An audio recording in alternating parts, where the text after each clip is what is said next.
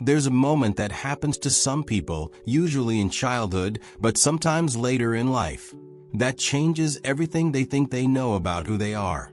They'll be sitting at the dinner table or walking through a city they've never visited before, or looking at a photograph of a place they've never been, and suddenly they're flooded with memories that can't possibly be theirs. Memories of a different time, a different place, a different life. They know things they shouldn't know. They recognize faces they've never seen. They feel emotions connected to events that happened decades or even centuries before they were born. And in that moment, something crystallizes in their mind, a conviction so powerful that no amount of rational explanation can shake it. I have lived before.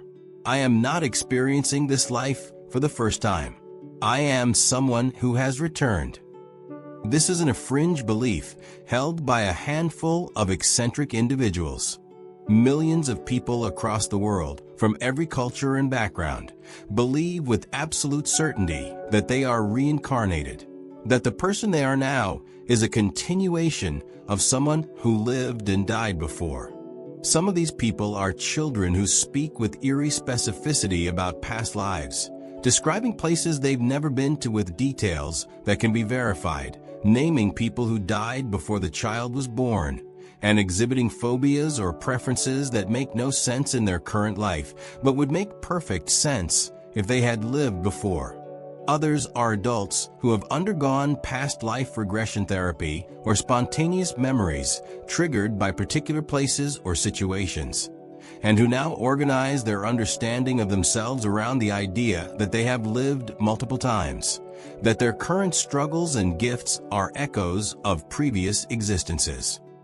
The question that fascinates psychologists, neuroscientists, and researchers across disciplines is not whether reincarnation is real in some metaphysical sense. That's a question that science can't definitively answer. But rather what is happening psychologically when someone becomes convinced that they are reincarnated? What cognitive processes, what emotional needs, and what psychological mechanisms are at work when a person integrates past life memories, real or constructed, into their sense of identity? And perhaps most intriguingly, why does this belief, whether it's objectively true or not, so often have profound psychological effects, sometimes healing, sometimes destabilizing, but almost always transformative for the person who holds it? Let's start with the children, because their cases are often the most compelling and the hardest to explain through conventional psychology.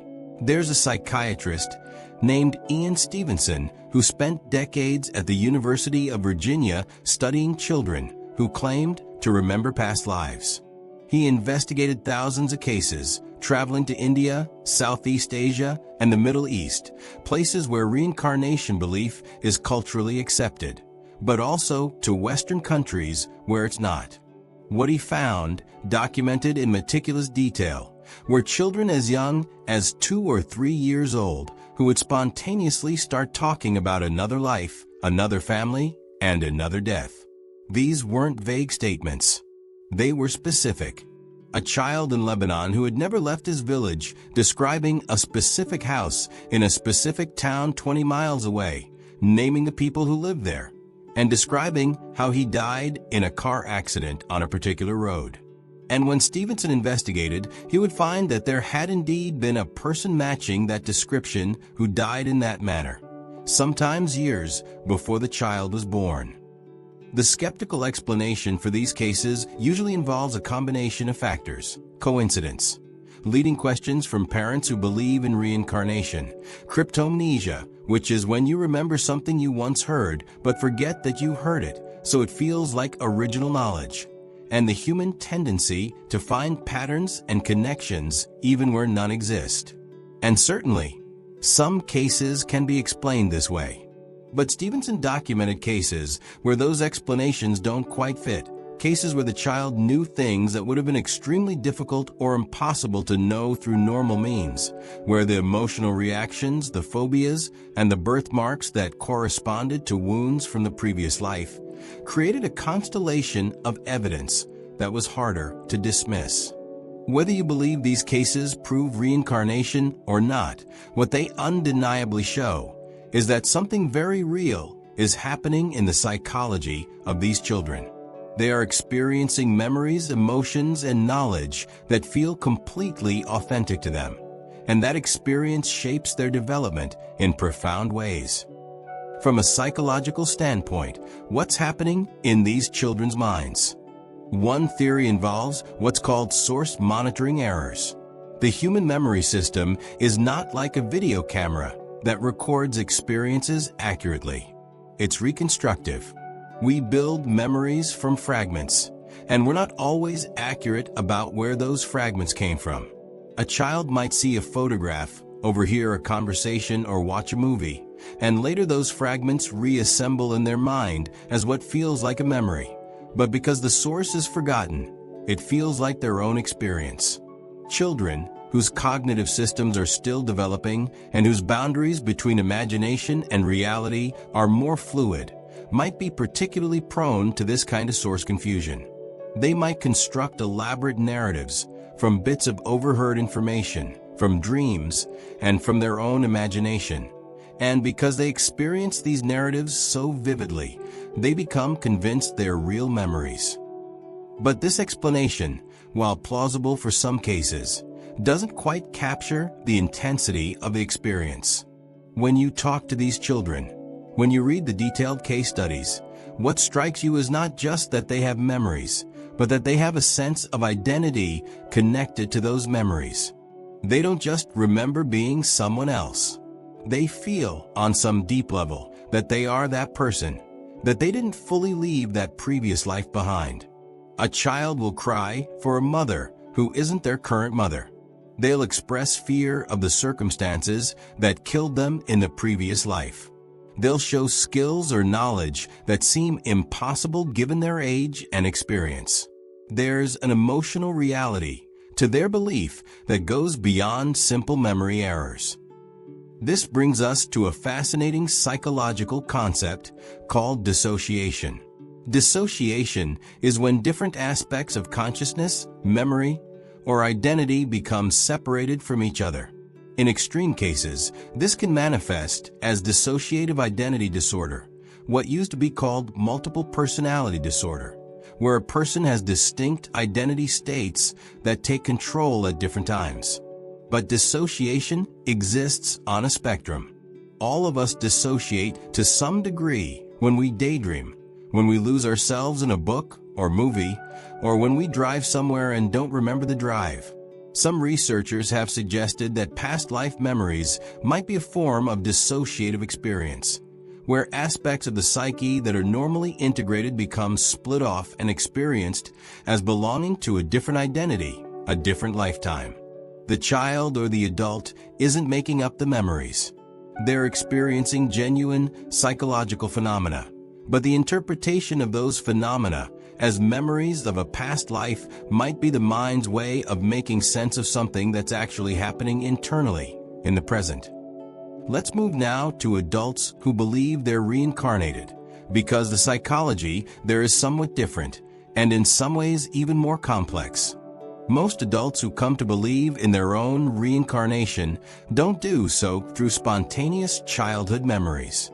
They arrive at this belief through past life regression therapy, through meditation or spiritual practices that open up what they experience as past life recall, through spontaneous memories triggered by visiting certain places or meeting certain people, or through a gradual sense that their current life experiences make more sense when understood as continuations of previous lives. The psychological motivations and mechanisms at work in adult past life belief are layered and fascinating. Consider the psychological function that reincarnation belief can serve. For many people, the belief that they have lived before provides a framework for understanding suffering, for making sense of inexplicable fears or attractions, and for feeling that their life has meaning and continuity beyond this single existence. If you've struggled your whole life with an irrational fear of water, and then through regression therapy you recover a memory of drowning in a past life, Suddenly, that fear has an explanation. It's not random. It's not a flaw in you. It's a carryover from a previous trauma. This can be deeply psychologically soothing. It transforms what felt like meaningless suffering into something that has a story, a context, and a reason. Whether the past life is literally real or not, the psychological benefit of having that narrative framework can be very real. There's also the appeal of expanded identity. In your current life, you might be struggling, might feel limited by your circumstances, your abilities, or your opportunities. But if you believe you were someone accomplished or important or spiritually advanced in a past life, that expands your sense of who you are. You're not just this struggling person in this difficult moment. You're a soul who has had many experiences, many identities, and many lifetimes of growth and learning. This can provide a sense of dignity and purpose that might be hard to access if you believe this single, difficult life is all there is. Some psychologists would call this a form of ego inflation or grandiosity, a way of making yourself feel special. But others would argue that it's a legitimate way of connecting to a larger sense of self that transcends the limitations of the current personality. The process of past life regression itself is psychologically interesting. In a typical session, a therapist guides you into a relaxed, hypnotic state and then asks you to go back before your birth, to another time and place. And for many people, images and narratives begin to emerge. You might see yourself in a different body, in a different time period, living out scenes from what feels like another life. The question is, where are these images coming from? Are they genuine memories of past lives? Are they fantasies constructed by the unconscious mind? Are they symbolic representations of current psychological issues? Or some combination of all of these? Research on hypnosis and memory has shown pretty conclusively that hypnosis doesn't access some special memory bank that's more accurate than normal recall. In fact, people under hypnosis are more suggestible, more likely to create false memories, and more likely to fill in gaps in their memory with plausible seeming information that may or may not be accurate. This doesn't mean past life memories recovered under hypnosis are necessarily false, but it does mean we should be cautious about taking them at face value as literal historical truth.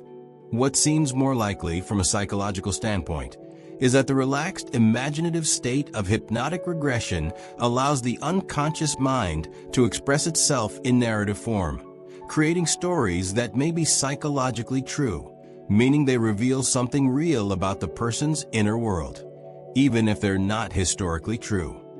Carl Jung, the Swiss psychiatrist who explored the deeper layers of the psyche, would have had an interesting perspective on this.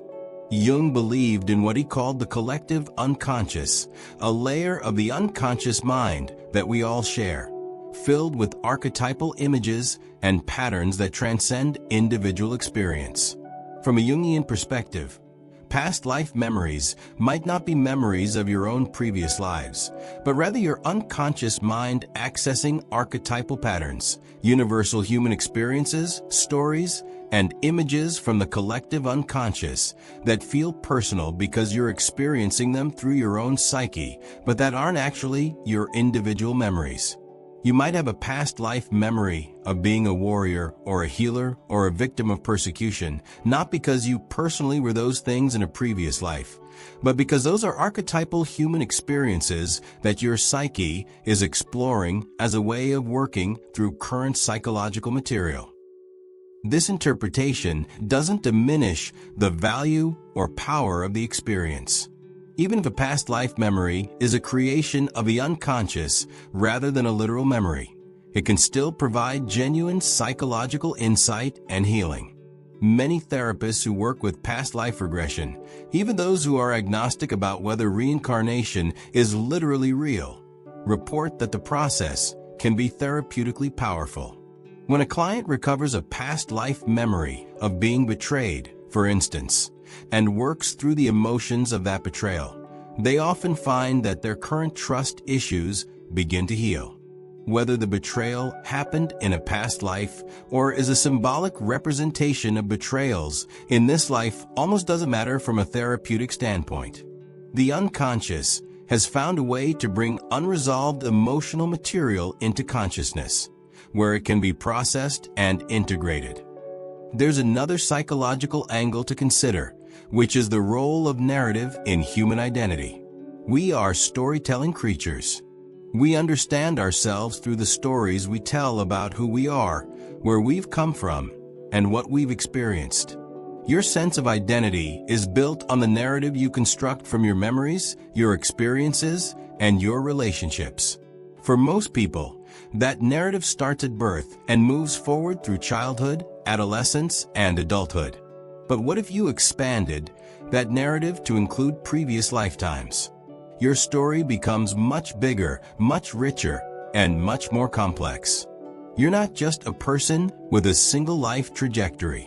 You're a soul with a multi-lifetime arc of development, with themes and patterns that play out across incarnations, with relationships that transcend single lifetimes, and with lessons you're learning over the course of centuries or millennia. This expanded narrative can be incredibly psychologically satisfying. It provides continuity and meaning in a way that a single life narrative sometimes struggles to do. Why were you born into difficult circumstances?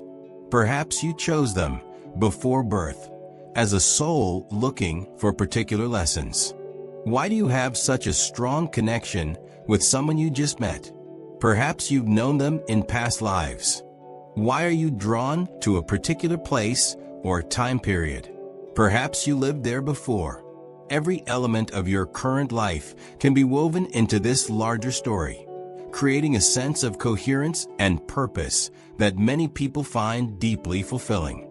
Critics would say this is just a form of magical thinking, a way of imposing false patterns on random events. But from the perspective of narrative psychology, all identity is constructed through storytelling, and the truth value of a story is less important than its psychological function. If the story of multiple lifetimes helps you make sense of your experiences and live more meaningfully, then it's serving a valuable psychological purpose regardless of its metaphysical accuracy. Let's talk about the shadow side of reincarnation belief, because like any psychological phenomenon, it has the potential to be both healing and harmful. For some people, the belief in past lives can become a way of avoiding responsibility for current life challenges. If all your problems are explained as carryovers from past lives, you might not do the hard work of addressing the actual circumstances and choices in your current life that are contributing to those problems. If you believe you were royalty in a past life, you might develop an inflated sense of entitlement that damages your relationships in this life. If you become obsessed with recovering past life memories, you might neglect the actual present moment and the actual relationships and opportunities available to you right now. There's also the potential for past life belief to be used manipulatively, either by others or by your own mind. Some cult leaders have used the concept of past life karma to control followers, claiming to see their past lives and telling them they have karmic debts they need to work off through service to the leader.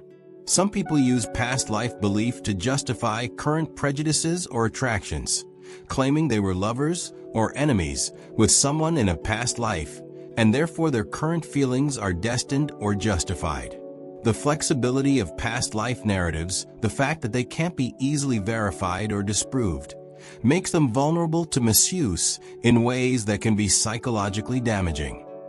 And yet, despite these potential pitfalls, there's something undeniably profound about the lived experience of people who believe they're reincarnated. When you sit with someone who has recovered past life memories and who has integrated those memories into their sense of self, what you often find is not delusion or escapism, but a deepened sense of meaning, purpose, and psychological wholeness. They've expanded their identity beyond the narrow confines of this single lifetime. They've connected with a sense of themselves as souls on a journey of growth and learning that transcends birth and death. Whether that belief is metaphysically accurate or psychologically constructed almost becomes secondary to the transformative effect it has on how they live, how they relate to others, and how they face suffering and death. There's a concept in psychology called depersonalization, which is when you feel disconnected from yourself, like you're watching your life from outside, like you're not fully real or present. It's a distressing experience that can be part of various anxiety and dissociative disorders. Interestingly, some people who believe in reincarnation describe something almost like the opposite, what we might call transpersonal identity, where they feel connected not just to their current personality, but to a larger self that spans lifetimes. They experience themselves as more than just this current person. They're this person, yes, but they're also all the people they've been before, all the experiences they've had across lifetimes, and all the growth and learning accumulated over many incarnations. This expanded sense of identity can create a feeling of stability and continuity that's deeply grounding. You're not just this fragile personality that came into existence a few decades ago and will cease to exist when you die. You're something much larger and more enduring. From a neuroscience perspective, we're starting to understand some of the brain mechanisms that might be involved in experiences that get interpreted as past life memories. The brain is fundamentally a pattern recognition and meaning-making organ. It's constantly trying to create coherent narratives from the flood of sensory information and internal experiences it's processing. Sometimes, through mechanisms we don't fully understand, the brain produces experiences that feel like memories, but that don't correspond to events that actually happened in this lifetime. This can happen in various conditions. People with temporal lobe epilepsy sometimes report vivid experiences that feel like memories of events that never happened. People under the influence of certain drugs or in certain altered states can have experiences that feel absolutely real and memorable, but that are generated entirely by the brain. It's possible that what some people interpret as past life memories are similar phenomena. The brain producing vivid, emotionally charged experiences that feel like memories because they have all the subjective qualities of memories, but that are actually being generated in the present moment through complex neural processes we're only beginning to map. This neurological explanation doesn't necessarily rule out reincarnation. You could believe both that past life memories are real and that they're mediated through particular brain states and mechanisms. Just like current life memories are both real experiences and neurologically encoded patterns in the brain, past life memories could be both genuine recollections of previous incarnations and neural activations in specific brain regions. The scientific explanation and the metaphysical explanation don't have to be mutually exclusive. They might be describing the same phenomenon from different levels of analysis. What seems clear is that belief in reincarnation, particularly personal belief that you yourself have lived before, is a complex psychological phenomenon that can serve multiple functions. It can provide meaning and coherence to otherwise inexplicable experiences. It can offer a framework for understanding suffering and finding purpose. It can expand identity beyond the limitations of a single lifetime. It can facilitate psychological healing by allowing unconscious material to surface in a form that can be processed and integrated. It can connect people to a sense of spiritual continuity and development that transcends material existence. And yes, it can also be used defensively to avoid present challenges, or can be distorted in ways that serve ego rather than genuine growth. The people who believe they are reincarnated are not simply deluded or grasping at comforting fantasies, though elements of that might be present in some cases. They're engaging in a fundamentally human activity, the creation of narrative identity, the search for meaning and continuity, and the exploration of consciousness, and its relationship to time, embodiment, and death. Whether their past life memories are objectively real or psychologically constructed, the experience of those memories is real, and the impact of integrating those memories into their sense of self is real. They're not experiencing something fundamentally different from what we all experience when we construct our sense of who we are from fragments of memory, emotion, and meaning-making. They've just expanded the time frame of that construction beyond a single lifetime. In the end, the psychology of individuals who believe they are reincarnated reveals something profound about human consciousness itself. We are not simply our current personalities, bounded by birth and death. We contain multitudes. We have access to experiences, knowledge, and ways of being that transcend our current circumstances. Whether those expanded aspects of self come from past lives or from the collective unconscious, or from the creative capacity of the brain to generate meaning and narrative, the experience of connecting with something larger than our current limited identity can be deeply transformative. These individuals, whether they're children speaking with eerie specificity about previous lives or adults who have integrated past life memories through regression or spontaneous recall, are explorers of consciousness, mapping territories of human experience that science is only beginning to study seriously. And in their exploration, in their willingness to embrace an expanded sense of identity that challenges our culture's materialistic assumptions about consciousness and death, they're asking profound questions that deserve to be taken seriously, not just dismissed as delusion or wishful thinking. The question is not just whether reincarnation is real, but what it means that so many people experience it as real, and what their experiences can teach us about the nature of consciousness, identity, memory, and the human need for meaning that transcends the boundaries of a single mortal life. The most remarkable thing about people who believe they are reincarnated is not whether they're right or wrong in some absolute metaphysical sense. It's that they've dared to question one of the most fundamental assumptions of modern Western culture, that consciousness begins at birth and ends at death, that we are nothing more than our current bodies and personalities, and that this single lifetime is all there is.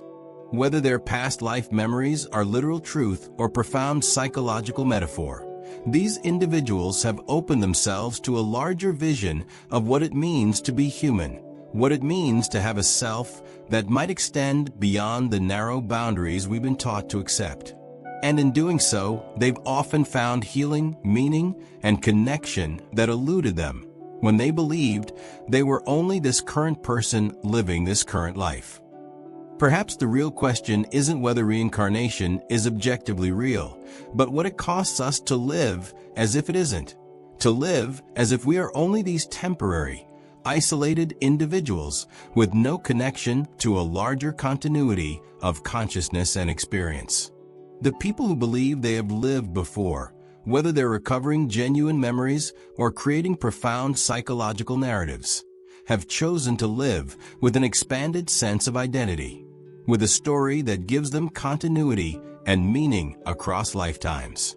And that choice, regardless of its metaphysical accuracy, often makes them more resilient, more purposeful, and more capable of facing the inevitable suffering and loss of human existence. Because when you believe you've lived before and will live again, death loses some of its absolute finality. Suffering becomes part of a larger journey of growth. Nothing is wasted. Everything is learning. Every lifetime is a chapter in a much longer story. So perhaps what we can learn from these individuals is not whether their specific beliefs are correct, but that the human psyche has a profound need for continuity, for meaning that transcends individual mortality, and for connection to something larger and more enduring than our current circumstances. Whether we find that through belief in reincarnation, through religious faith, through connection to future generations, through creative work that outlives us, or through other frameworks entirely, the need itself is real and valid. The psychology of those who believe they are reincarnated is ultimately the psychology of all humans seeking to make sense of consciousness, death, suffering, and the strange experience of being a self that feels continuous and real despite existing in a body that changes constantly and will eventually die. They've simply chosen one particular answer to that universal human question: who am I really beneath this temporary form? And their answer, whether literally true or not, has given many of them something precious, a sense of being part of a story much larger and more meaningful than a single, brief, mortal life could ever contain. Are you someone who has experienced memories that don't belong to this lifetime? Have you ever felt an inexplicable connection to a place, time, or person that defies logical explanation? You're not alone, and your experience matters. Subscribe to Dark Psychology Ascent, where we explore the deepest mysteries of consciousness, identity, and the hidden dimensions of the human mind, from reincarnation and past lives to the unconscious forces that shape who we are. Drop a comment below and tell us, what country are you watching from? We're building a global community of truth seekers who refuse to accept simple answers to profound questions. Your perspective matters. Your story matters. Subscribe now and join the exploration.